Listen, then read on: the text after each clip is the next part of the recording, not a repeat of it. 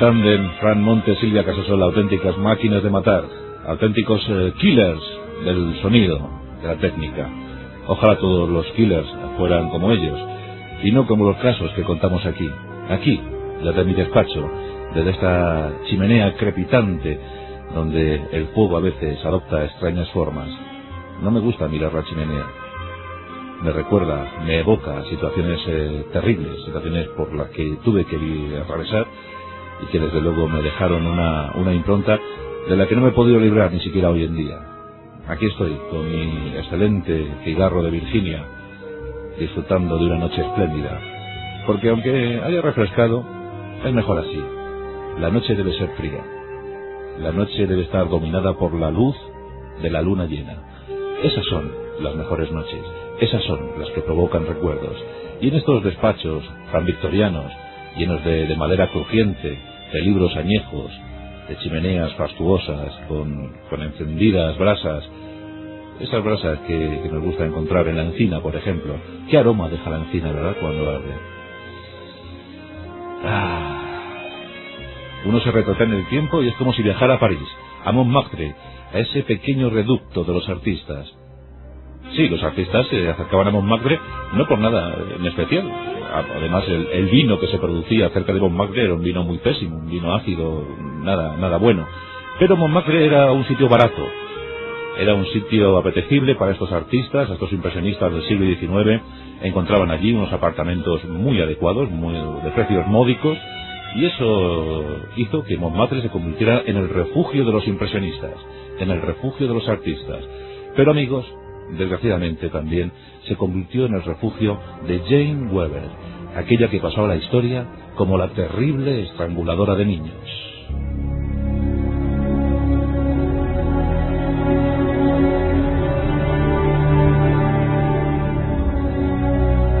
Y creedme que es difícil contar historias como esta. Historias que reblandecen el arma más endurecida o el alma más incandescente. Sí, la historia de Jane Weber no es agradable. Todo ocurrió a principios del siglo XX, en un París deslumbrante, en la ciudad de la luz. Un París donde los artistas se habían adueñado del Sena, donde pintaban en sus riberas, donde se paseaban en los barcos. Pero también en un París donde afloraron mentes criminales, mentes perturbadas. En realidad todavía no se sabe muy bien cómo era la mente de Jane Weber. Sí, asesinó, eso es indudable, pero ¿qué la impulsó a matar? Y sobre todo, ¿qué la motivó a fijarse tanto y con tanto detenimiento en el cuello de aquellos niños? No se sabe bien a cuántos estranguló.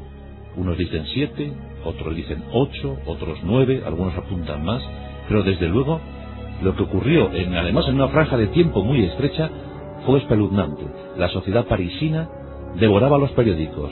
Cuando fue juzgada, todos querían saber más. Hablaban de la estranguladora, de la diablesa de París, de una auténtica criminal. Todo el mundo estaba atemorizado. Nadie quería dejar a los niños solos. No estaban tranquilos. Puede ser que la estranguladora anduviera suelta. Esta noche vamos a contar algo sobre su historia, pero tampoco vamos a prodigarnos en detalles, porque yo os digo que todo es tan escalofriante que ni siquiera la radio a veces lo puede soportar.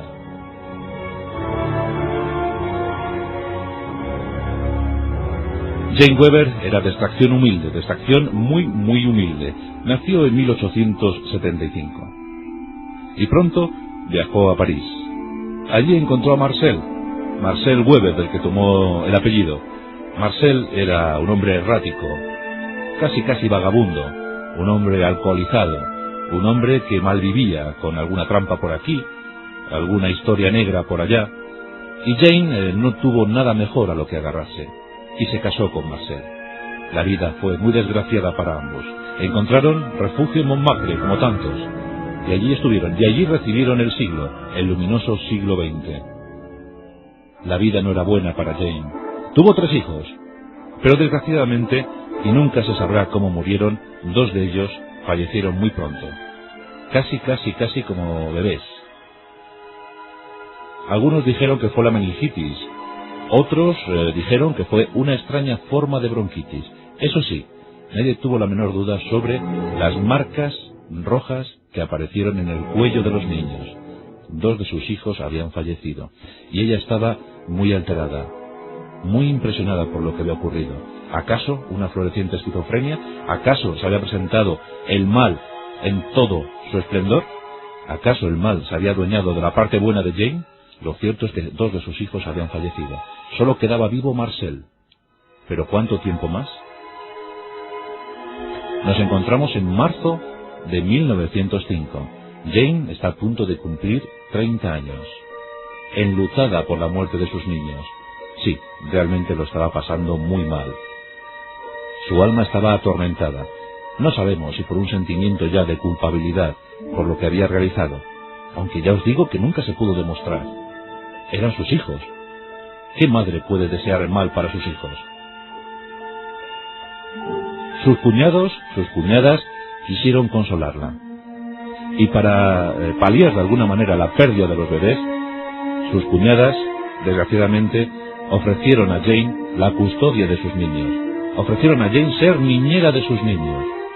Eran tiernos cachorrillos, 18 meses, 3 años. Eran muy pequeños. Y Jane, en los primeros días, los acurrucó, les acunó, les contaba cuentos, hasta que un buen día, el 25 de marzo de ese año 1905, se produjo la fatalidad.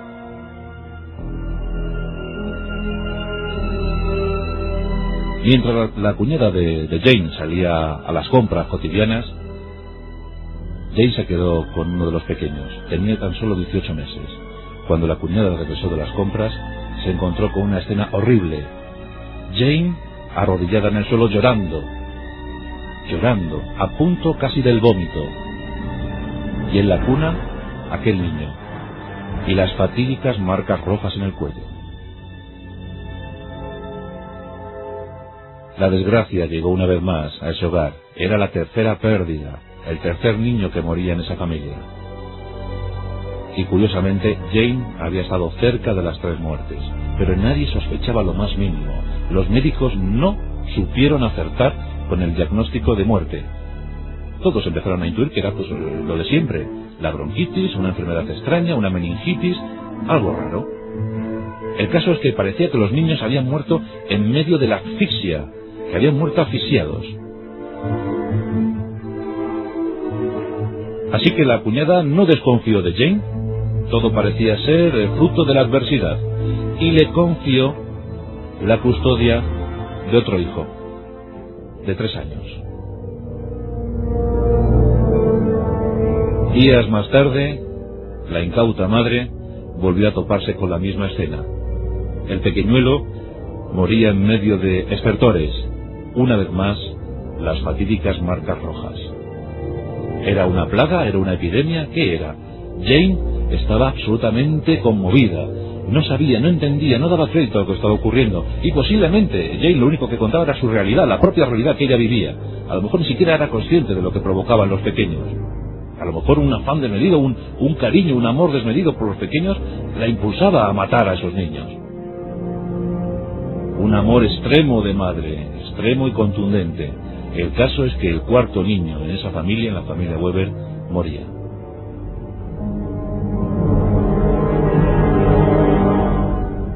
Para más INRI, para más sonroja del personal, los médicos no supieron en esta ocasión tampoco acertar con la causa mortal que dio el traste con la vida de esos niños.